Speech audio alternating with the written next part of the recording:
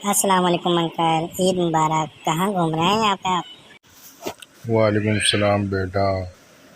आपके साथ कोई और नहीं आया? खैर मुबारक।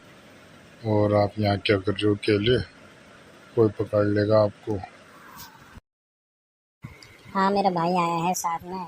अभी आगे गया है किसी काम से, आ रहा होगा थोड़ी देर में।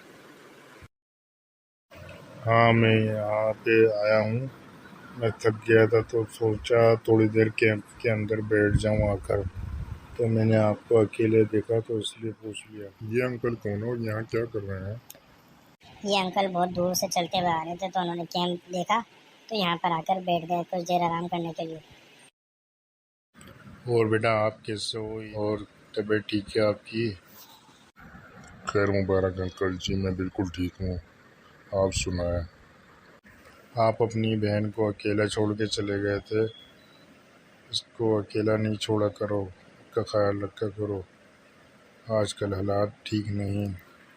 जी अंकल बस थोड़ी दूर। आजकल हालात ठीक नहीं। जी अंकल बस थोड़ी दूर गया था।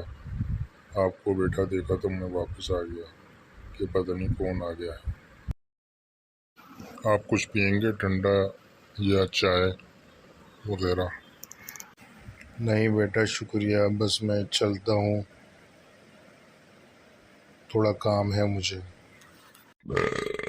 अल्लाह हाफिज़ बच्चों, गुड बाय, टाटा। अल्लाह हाफिज़ अल्लाह हाफिज़ अंकल। अंकल।